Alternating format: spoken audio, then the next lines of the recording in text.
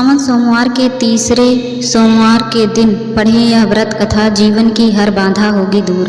सावन के सोमवार के दिन यह व्रत कथा बेहद पौराणिक और खास मानी गई है। मान्यता है कि इस व्रत कथा के बिन सोमवार का व्रत अधूरा रहता है, क्योंकि इस कथा का पाठ करना उत्तम माना गया है। इस कथा के पाठ से भोलेनाथ जल्दी प्रसन्न होते हैं और लोगों की मनोकामनाएं भी पूरी करते हैं।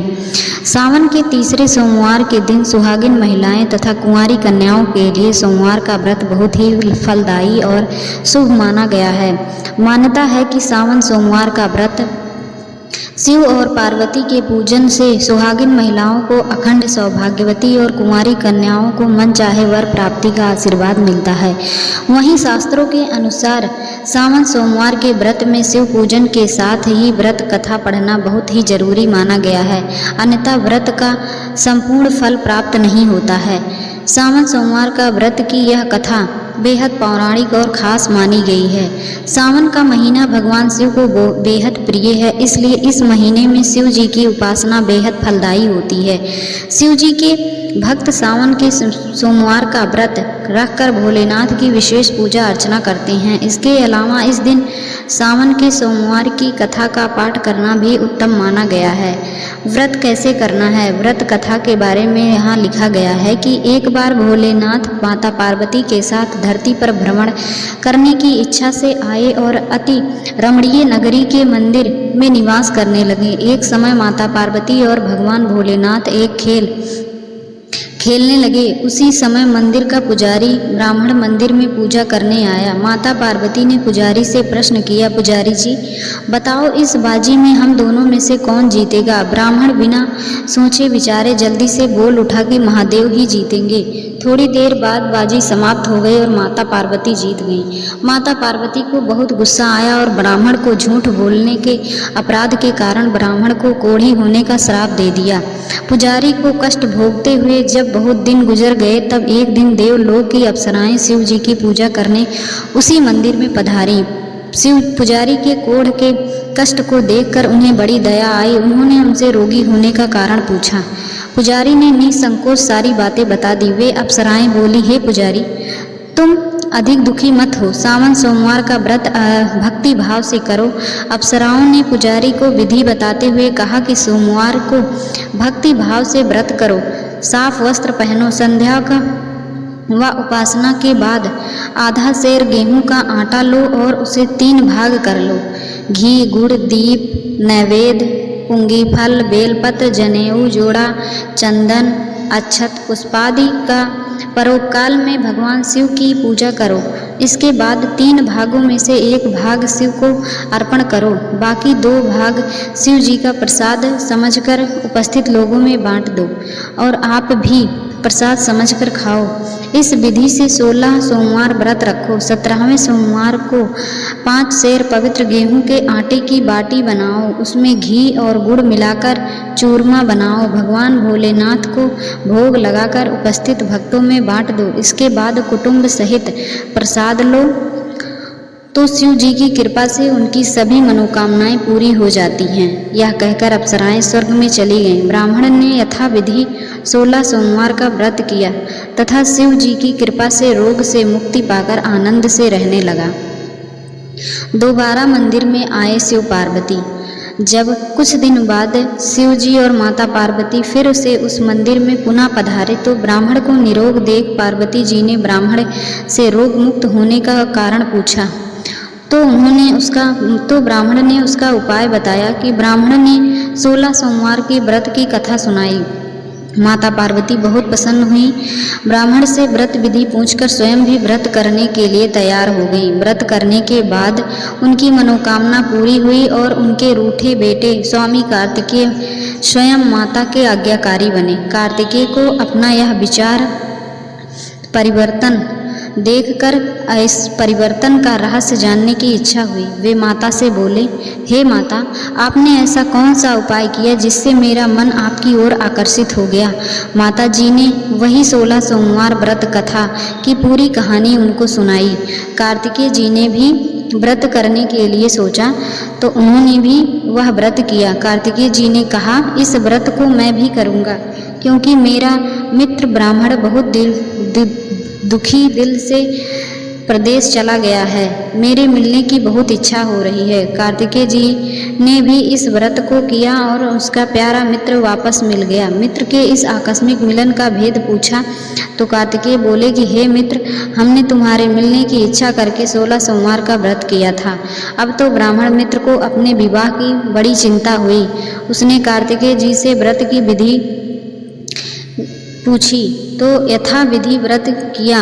व्रत के प्रभाव से जब वह किसी कार्य से विदेश गया तो वहाँ के राजा की लड़की का स्वयंवर था। राजा ने प्रण किया था कि जिस राजकुमार के गले में सब प्रकार के श्रृंगारित हथनी माला डलेगी, मैं उसी के साथ अपनी प्यारी बेटी का विवाह कर दूंगा। शिव जी की कृपा से वह ब्राह्मण भी उस स्वयंवर को देखने की इच्छा से राज्यसभा में एक ओर जाकर बैठ गया था। निहित समय पर हथनी आई और उसने जयमाला उस ब्राह्मण के गले में डाल दिया। राजा ने अपनी प्रतिज्ञा के अनुसार बड़ी धूमधाम से अपनी कन्या का विवाह उस ब्राह्मण के साथ कर दिया और ब्राह्मण को बहुत सारा धन सम्मान देकर संतुष्ट किया। ब्राह्मण सुंदर राजकन्या पाकर खुशी से जीवन व्यतीत करने लगा। एक दिन राजकन्या ने अपने पति से प्रश्न किया, हे प्राणनाथ, आपने ऐसा कौन सा भारी पुण्य किया था जिसके प्रभाव से हथनी ने सब राजकुमार को छोड़कर आपको वरण किया? ब्राह्मण बोला, हे प्राणप्रिय, मैंने अपने मित्र कार्तिकेय जी से कथा अनुसार 16 सोमवार का व्रत किया था, जिसके प्रभाव से मुझे तुम जैसी रूपवान पत्नी की प्राप्ति हुई। राजकन्या ने भी व्रत करने का निर्णय लिया। इस व्रत की महिमा सुनकर राजकन्या को बड़ी हैरत हुई। वह भी पुत्र की कामना करके इस व्रत को करने लगी। शिव जी की दया से उसके गर्भ से एक अति सुंदर, सुशील, धर्मात्मा और विद्वान पुत्र उत्पन्न हुआ। माता और पिता उस देवपुत्र को पाकर अधिक प्रसन्न हुए और उसका लालन पालन अच्छी प्रकार से करने लगे। जब पुत्र समझदार हुआ तो एक दिन उसने अपनी माता से प्रश्न किया कि हे माँ, तुमने कौन सा व्रत और तप किया था जो मेरे जैसा पुत्र तुम्हारे गर्भ से उत्पन्न हुआ? उसकी माता ने 16 सोमवार की व्रत कथा पुत्र को बताई। पुत्र ने सब तरह के मनोरथ पूरे करने के लिए इस सरल व्रत को सुना तो वह भी राज्याधिकारी पाने की इच्छा से हर सोमवार की यथाविधि व्रत करने लगा। व्रत शुरू करने के बाद एक दिन देश के वृद्ध राजा के दूतों ने आकर उसको राजकन्या के लिए वरण किया। राजा ने अपनी बेटी का विवाह ऐसे सर्वगुण संपन्न ब्राह्मण युवक के साथ करके बड़ा सुख प्राप्त किया। वृद्ध राजा के दिव्यांगत हो जाने के बाद इसी ब्राह्मण को सिंहासन पर बैठाया गया, क्योंकि दिव्यांगत राजा का कोई पुत्र नहीं था। राज्य का उत्तराधिकारी होकर भी ब्राह्मण पुत्र 16 सोमवार का व्रत करता रहा।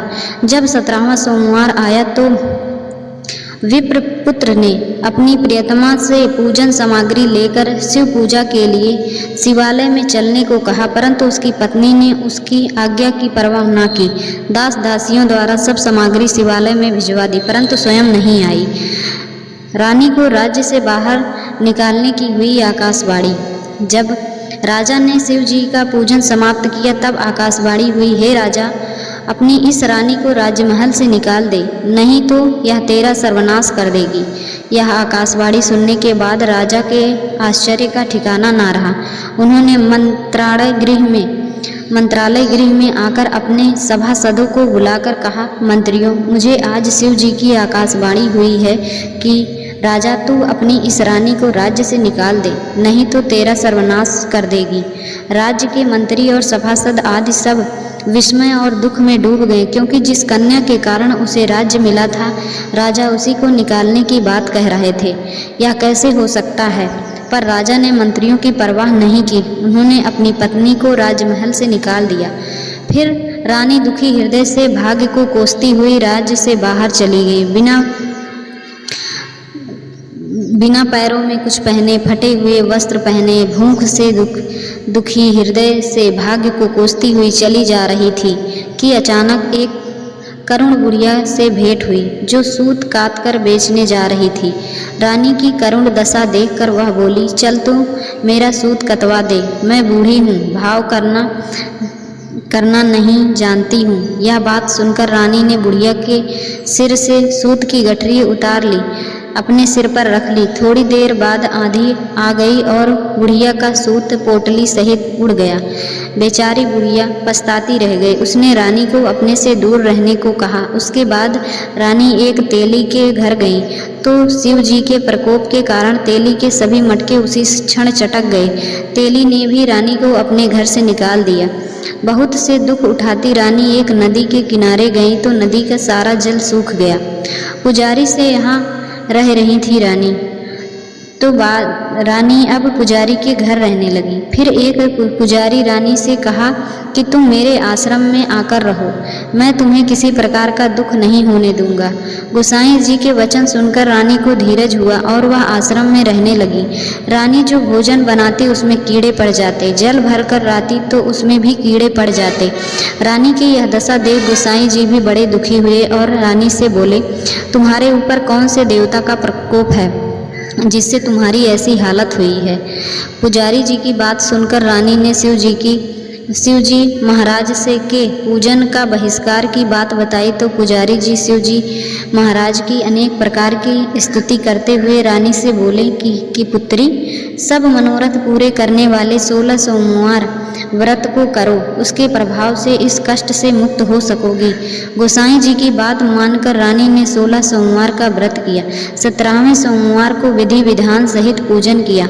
उस पूजा के प्रभाव से राजा के हृदय में विचार आया कि रानी को गए बहुत समय बीत गया है, ना जाने कहाँ कहाँ भटकती होगी, उसे ढूंढना चाहिए। रानी को वापस महल लाने की अब चर्चा होने लगी। यह सोचकर रानी को तलाश करने के लिए राजा ने चारों ओर अपने दूतों को भेज दिया।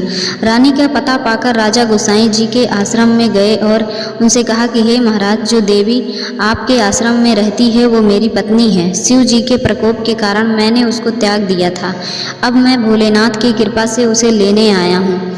कृपया मुझे अपनी पत्नी को साथ ले जाने की आज्ञा दे। यह सुनकर गोसाई जी बड़े प्रसन्न हुए। उन्होंने रानी को राजा के साथ जाने की अनुमति दे दी। राजा बड़ी प्रसन्नता से रानी को महल में लेकर आए।